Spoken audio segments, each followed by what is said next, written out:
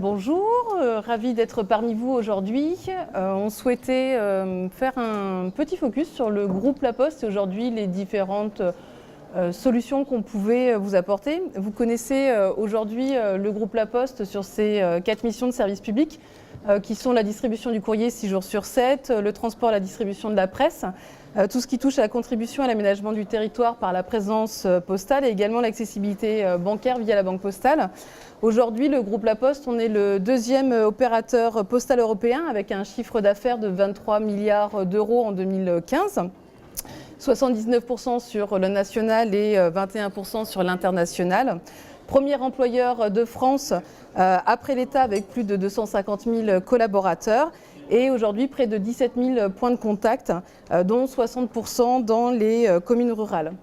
Le groupe La Poste, c'est aussi près de 72 000 facteurs et 2300 livreurs, chauffeurs-livreurs et 100% aujourd'hui de nos facteurs qui sont équipés de smartphones au travers de l'application Factéo.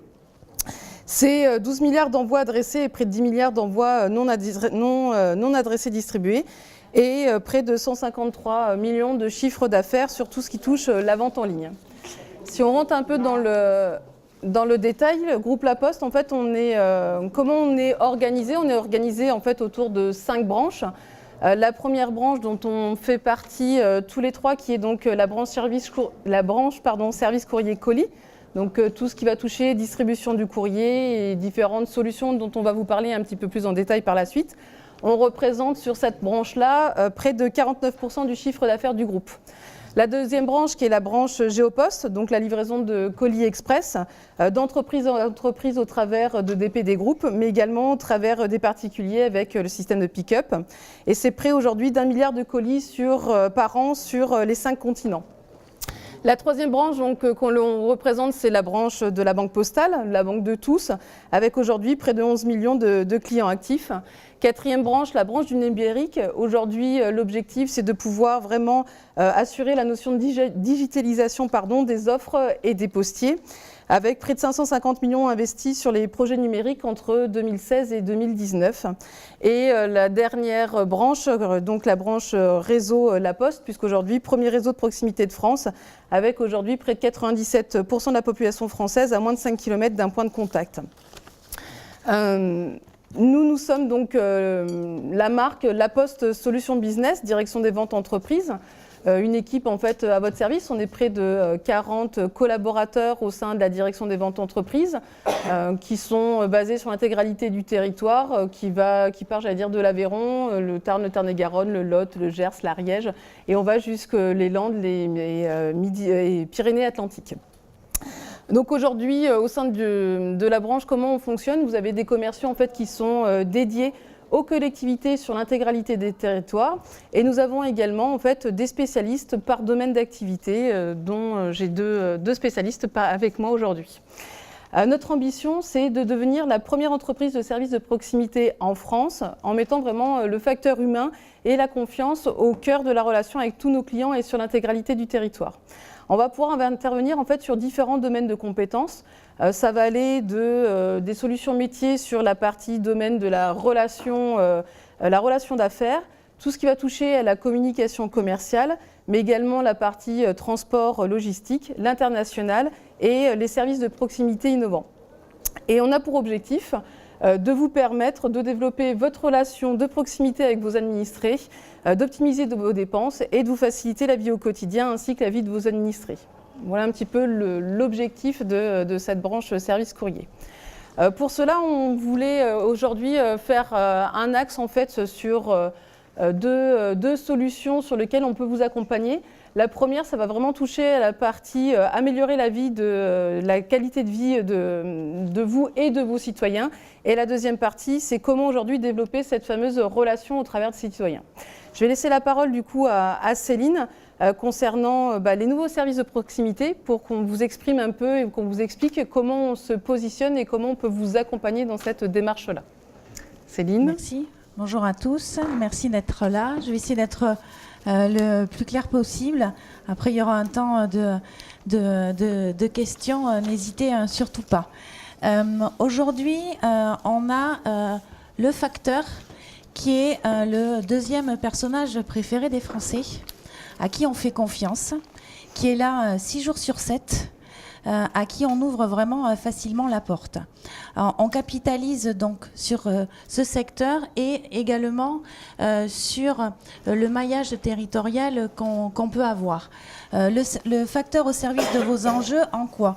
En vous aidant, par exemple, à transmettre des messages, à avoir auprès de la population si des actions que vous souhaiteriez mettre en place sont vraiment attendues. Ça peut être des visites de lien social. Le facteur est quelqu'un à qui on ouvre facilement la porte et qui est vraiment un acteur incontournable. Donc on capitalise aujourd'hui beaucoup sur lui. On travaille dans les nouveaux services, c'est en gros 5 univers. 5 univers, 5 solutions qui peuvent vous aider vraiment au quotidien pour développer des relations avec vos administrés, avec vos citoyens et également connaître et identifier leurs besoins. Donc ces 5 solutions sont ici regroupées sur des thèmes un peu barbares, proximité. Donc tout ce qui est les solutions data, le facteur va pouvoir collecter des informations pour vous. Par exemple, vous souhaitez mettre en place des solutions de portage de repas, mais vous ne savez pas si c'est vraiment un véritable besoin.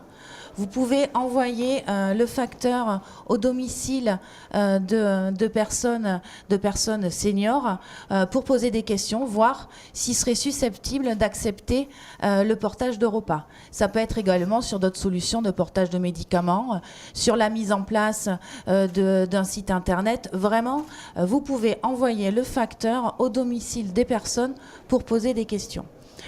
Tout ce qui est proxy contact, c'est plutôt tout ce qui est la remise d'informations, la remise de documents, la remise d'un bulletin municipal. Vous mettez en place des actions de tri, de la sensibilisation pour le tri.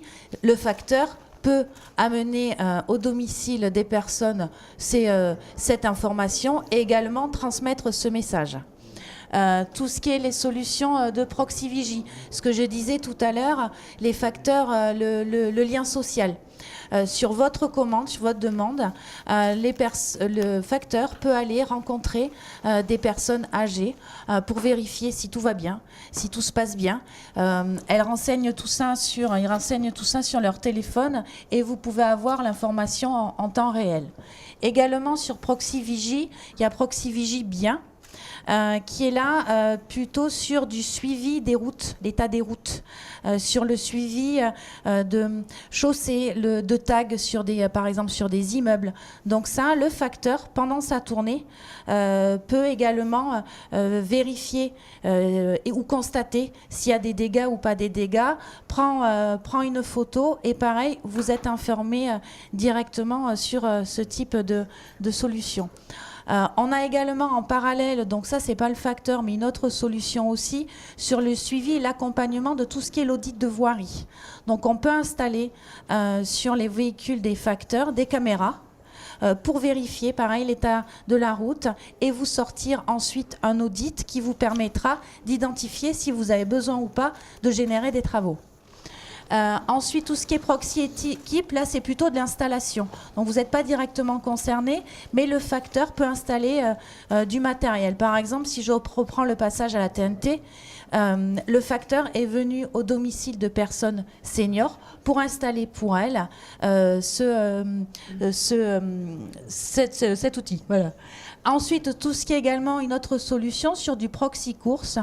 Donc là, c'est sur du portage de médicaments. Ça peut être du portage domicile. On est sorti aussi, on sort une solution sur du portage de repas. Donc on s'est associé à un spécialiste du repas. Et nous, on propose la solution de portage du repas à domicile. Voilà, donc ça, c'est toute une brique de solutions où on a des solutions standards, mais également, en fonction de vos besoins, on peut travailler sur des solutions sur mesure. C'est plutôt vaste. Surtout, tout à l'heure, n'hésitez pas, si besoin, à poser des questions. Et on a également une autre brique, c'est quand je vois construction et rénovation de bois. On accompagne également les collectivités sur tout ce qui est la loi sur la transition énergétique et surtout l'obligation qui a été fixée par l'État sur l'amélioration de l'habitat. Donc on peut aussi vous accompagner avec le facteur qui passe au domicile de propriétaires pour identifier s'ils ont besoin ou pas de travaux et vous mettre en relation aussi si vous avez mis en place des actions. Donc on a un univers plutôt complet, très complexe à résumer en quelques mots et rapidement. Donc je suis là pour les questions ensuite et après on a un stand, surtout n'hésitez pas. Merci Céline. Est-ce que vous voulez qu'on fasse déjà le jeu de questions maintenant sur cette partie-là avant d'attaquer la deuxième partie? Est-ce que vous avez des questions par rapport à cela? Oui, non. Ok. Pardon. Bonjour. Bonjour. Concrètement, Oui. Parce que médiatiquement, on parle des facteurs, des courses, il faut qu'ils fassent ça rapidement les courses. Comment ça va se mettre en place concrètement? Tout part d'une identification d'abord de besoins, d'un listing de personnes. Ensuite, il y a tout un travail de préparation, de formation du facteur sur ces nouvelles missions qu'il peut effectuer. Et tout est intégré et calculé dans sa tournée. Toutes les actions là qu'on propose sont vraiment travaillées pour qu'elles s'intègrent complètement dans la tournée. Donc après, c'est en fonction des besoins. Le facteur va être averti sur quelle mission il devra faire. Si par exemple, il y a une visite de lien social donc auprès d'une personne âgée, ça peut se faire tous les jours, mais ça c'est vous qui le programmez, ou uniquement quelques fois par semaine. Pareil sur le portage de repas, là une nouvelle solution sur laquelle on travaille. Là c'est pareil, c'est intégré dans la tournée du facteur et il va savoir quand est-ce qu'il doit y aller. La solution est en place Oui. actuellement, elle est déjà mise en place sur le territoire, même au niveau national. Et après, en fait, c'est complètement intégré dans sa tournée. C'est-à-dire qu'aujourd'hui, si on est, par exemple, tout à l'heure, on parlait de collecte de données, si par rapport aux indicateurs que vous allez nous donner, au listing des personnes, imaginons que demain, sur la même tournée de facteurs, vous avez 20-30 personnes à aller questionner, on ne va pas lui faire ces 30 personnes sur une journée. C'est-à-dire qu'en fait, ça va être complètement lissé, ça sera complètement présenté avec vous en termes de rétro-planning, de dire pour pouvoir intégrer l'intégralité des personnes que vous avez identifiées, on va en fait mettre en place un rétro-planning. On ne va pas faire plus de X prestations par semaine au facteur. Ça veut dire que pour réaliser l'intégralité de la prestation que vous nous demandez, on va peut-être la faire sur 15 jours ou peut-être sur 3 semaines. C'est-à-dire qu'en amont même de la prestation réalisée, on va étudier avec vous la liste des personnes ou des bénéficiaires et on va pouvoir vous indiquer en combien de temps on va pouvoir mettre en place la solution ou la prestation. Si c'est du portage, si c'est de la vigie, ça sera sur du quotidien, d'accord ? Par contre, si en effet c'est sur une prestation ponctuelle de collecte d'informations, de remise commentée, dans ce cadre-là, ça sera vraiment lissé plutôt sur la durée en fonction de la charge de travail que ça représente par rapport à la tournée du facteur. Je propose de passer sur la deuxième partie. Donc là, c'était la réflexion sur pourquoi mettre en place une plateforme numérique de service au cœur de la relation auprès des citoyens. Gilles, est-ce que tu peux nous en parler un petit peu, s'il te plaît ? Oui, bonjour. On va passer des hommes aux outils maintenant, parce qu'on a parlé beaucoup du facteur. Maintenant, on va parler un petit peu de transition numérique. Alors, pour répondre à ta question, pourquoi ? Tout simplement pour accompagner la collectivité dans la transition numérique et surtout lui permettre de mieux gérer la relation avec ses citoyens.